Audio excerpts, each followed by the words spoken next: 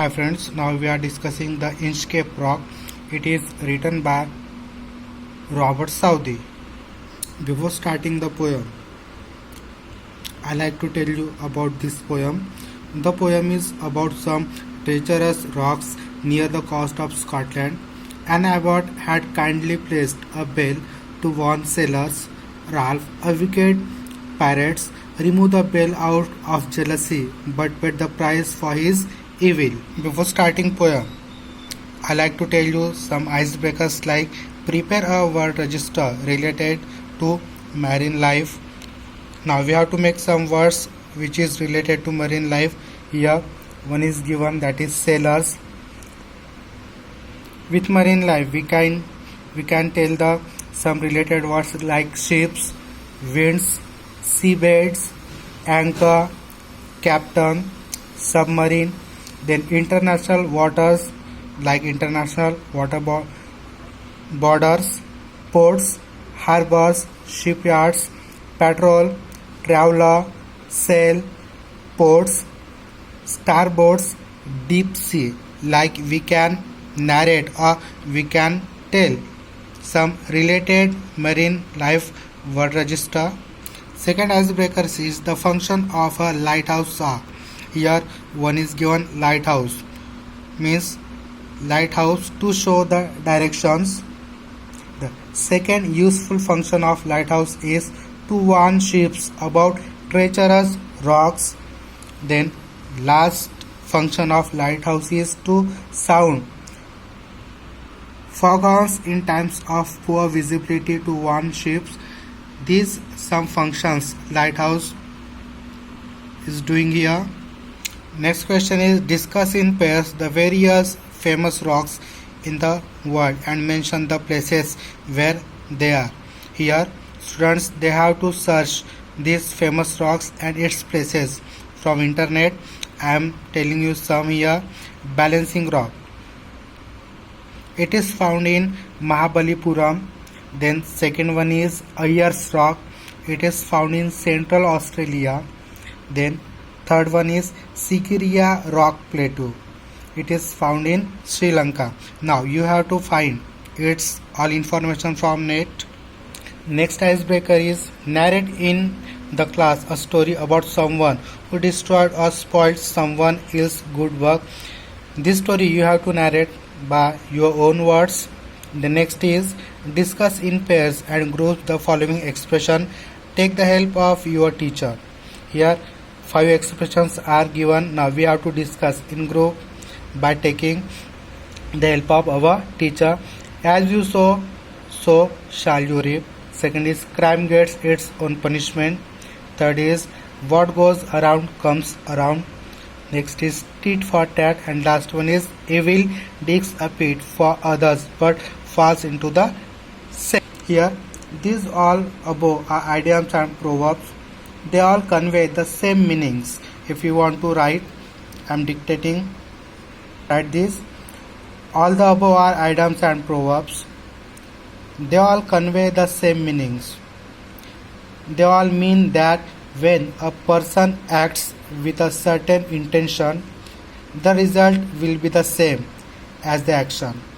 If the interiors are good, the person will benefit from rewards. If the interiors are evil, he will be punished. That is the meaning of all these 5 proverbs. Now, introduction of poet here. Robert Southey, 1774 to 1843. He was born in Bristol, in England. He was the son of a draper, educated at Westminster School and Balliol College, Oxford. His entire education he was taken from Oxford University.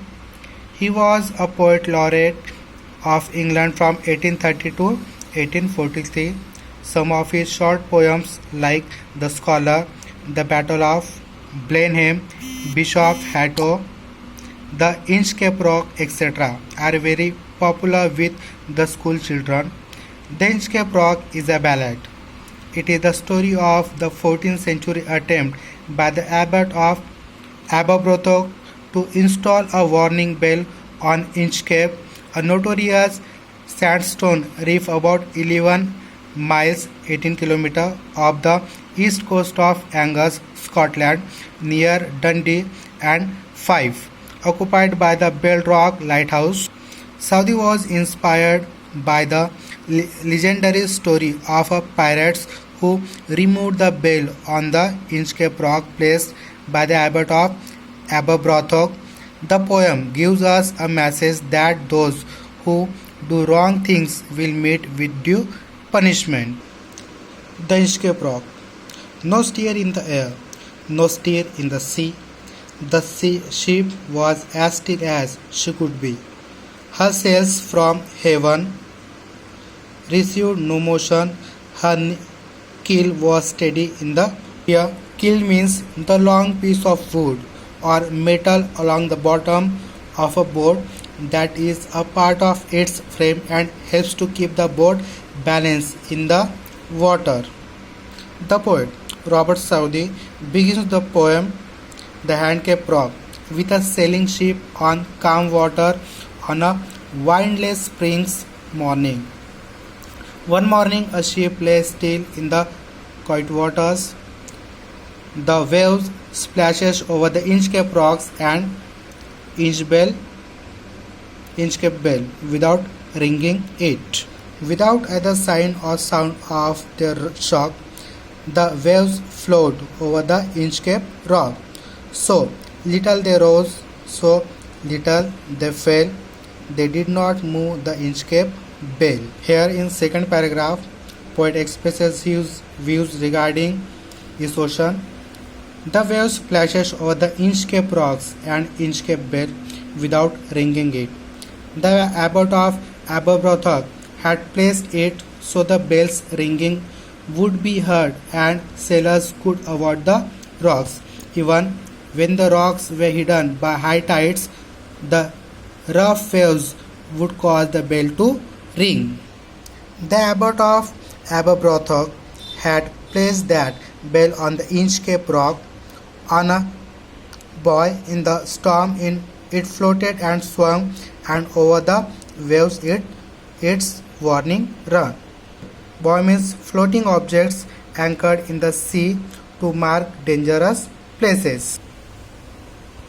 When the rock was hit by the such swell, the mariners heard the warning bell, and then they knew the perilous rock and blessed the abbot of Aberbrothock. The sun in heaven was shining gay. All things were joyful on that day.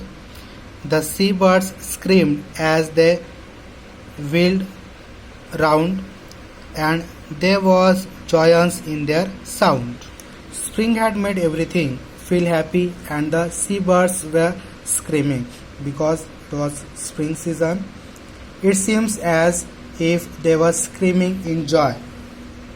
The buoy of the Inchcape bell was seen a darker speck on the ocean green. Sir Ralph the rover walked his deck, and he fixed his eyes on the darker speck. Here in sixth stanza, poet expresses, Ralph, a pirate, robbed precious cargo of ships and killed the people on board.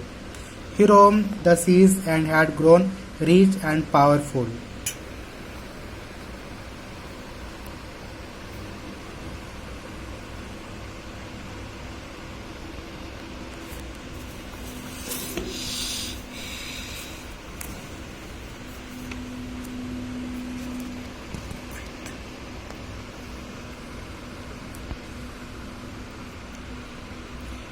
His eyes was on the Inchcape float. Quoth he, my men, put out the boat, and row me to the Inchcape rock, and I will plague the abbot of Aberbrothock. The boat is lowered, the boatman row, and to the Inchcape rock they go. Sir Ralph bent over from the boat, and he cut the bell from the Inchcape float. He was jealous of the way the sailor spoke thankfully about the good man. He ordered the boat to the lower. His men row over to the buoy. The wicked Ralph cut the bell loose, and it slowly sank into the water. Down sunk the bell with a gurgling sound. The bubbles rose and buzzed around. Quoth Sir Ralph, the next who comes to the rock won't bless the abbot of Aberbrothock. He was satisfied that the next ship would be wrecked and the sailors who would sink near the Inchcape rocks would not bless or thank the abbot. Second part we are going to continue on our next lecture. Thank you.